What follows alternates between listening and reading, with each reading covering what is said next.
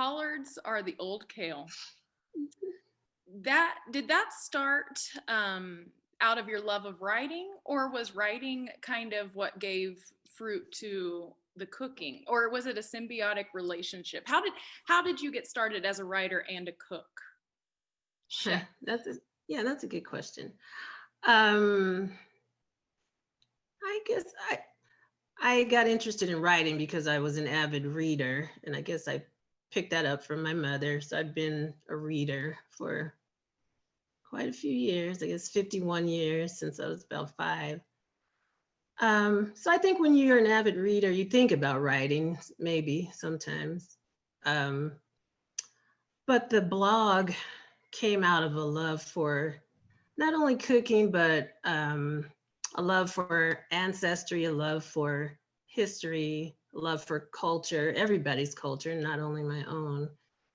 And then also just an interest in being healthy. But initially, when I started Collards or the Old Kale, what I had in mind was, okay, teach people really about what African American traditional eating is about, which is really plant-based, it's organic, and it's local, and largely gluten-free too, and low in sugar. So it's really all the things that everybody's seeking now, but they don't quite have it.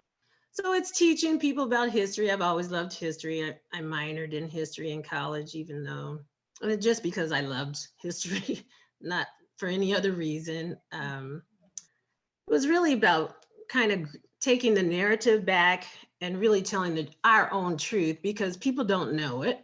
And how would they know it? How could they know it? They're learning it now, but it's slow.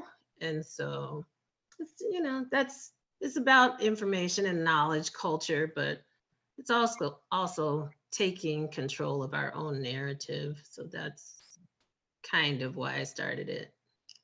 Has your path in your own pursuit of well-being been tied with history and with food? We grew up eating vegetables, and I remember my mother would always say, after I left home, moved away, like, what did you have for dinner? And I might list some things, and it's just like, well, what was your yellow vegetable? But you always had to have a green and a yellow vegetable, or else your meal was not complete. So I guess, yeah, there was history in there, but like I said, I just recently, I don't know, maybe in the last year or two, tied it together. But I didn't think about it that way. I just thought, oh, there's all this pressure to eat vegetables, and I was a vegetarian though, but I still would get that pushback.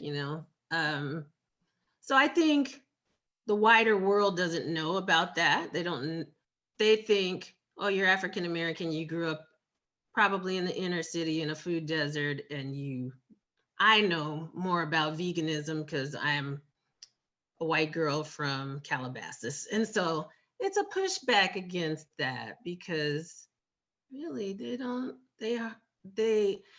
and especially compared to me, I'm 56 years old. I know a lot more about it. And I guess also I started the blog too because being 21 in 1983 and entering into that Whole Foods world, it was not welcoming at that time. And a lot of the foods were bland and terrible, and we don't eat like that. That as culturally, food is a part of our enjoyment. So I think I started the blog also partly for that, to show people you can still be healthy and still have the big barbecue and the cookout and enjoy it and invite people, because if we don't enjoy food in my community, then it's like it's not it's like life is not worth living if you can't enjoy your meal. So yeah, it's all about the enjoyment.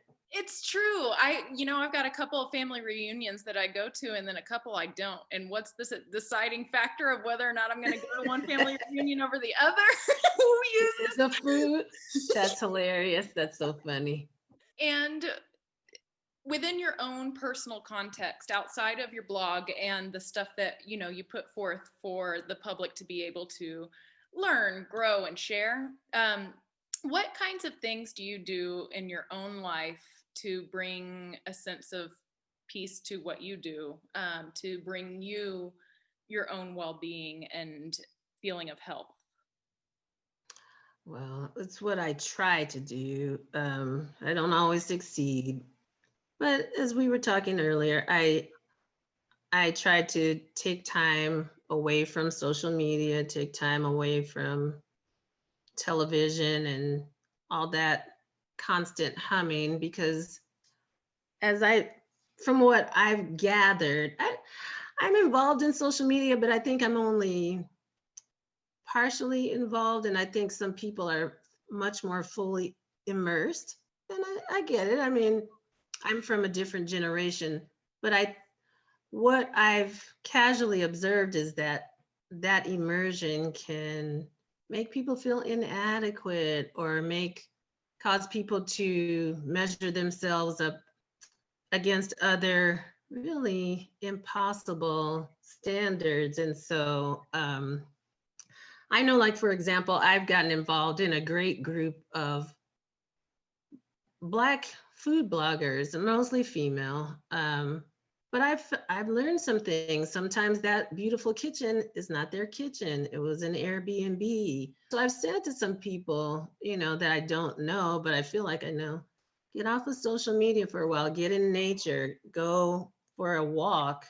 That helps clear the mind. It helps clear the soul too. So I try to do that. I've been a little better lately than normal.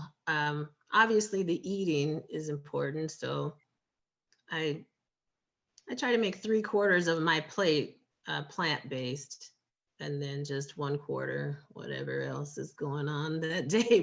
I think, again, we talked about a spiritual life, no matter what that is, but having some sort of belief system in something greater than yourself, I think that's really critical. And, I'm not dictating what that is or for anybody. But I think that's important.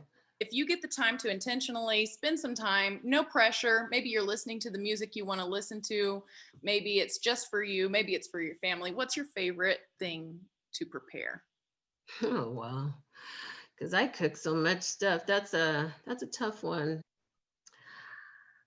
Can't say. I mean, I would be remiss saying I really love to prep. I don't hate it, but I like doing, well, there's a good one. I do like making pesto, which I haven't done in a while, but and I think people think it is more exacting than it is. I think, so I know the traditional pesto is, the pine nuts, the basil, which is delicious, the olive oil, garlic, and Parmesan. But if I have arugula, which is like one of my favorite greens, I'll mix it. I'll make it with that.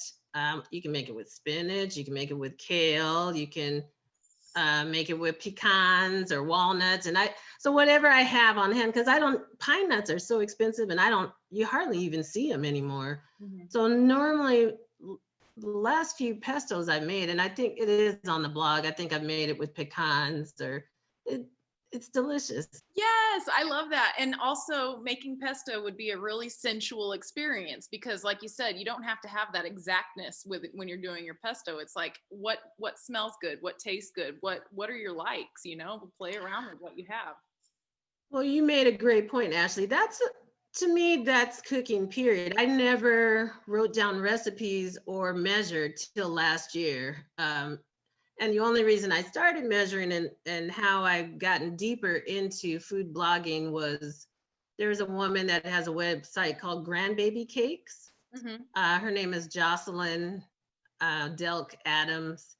And so she was looking for some guest bloggers. And so she chose me to do 2 guest blogs. She mostly makes cakes and desserts. And she started doing it because she was cooking with her grandmother in Mississippi. And my mother's from Mississippi, so that resonated with me. But I had to start measuring, and so that was rough. That was a rough transition for me after 40 plus years of never measuring anything. But it's good. It's been okay. But sometimes in the beginning, I would still forget and I would take a picture of something. I was like, damn, I can't put it on the blog because I didn't measure for everybody. So, and I still kind of might fudge or just like, I'm sorry, you guys, I didn't measure the ginger, but I'll just give you kind of a rough estimate. But I think that's what people may or may not understand about cooking. You gotta taste it. Well, I see that on the cooking shows on the Food Network. People don't taste their food. Same thing on Top Chef, and then they're eliminated. How can you cook and not taste your food? That's crazy. This is a public service announcement.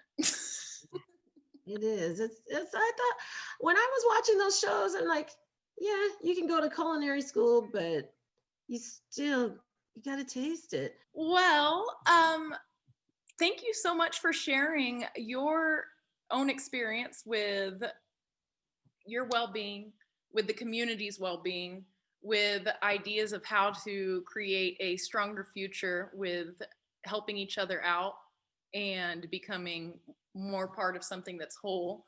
I think all of the things that you said were amazing. I love you. I love what you do. And I love what you shared. And I'm so appreciative of it.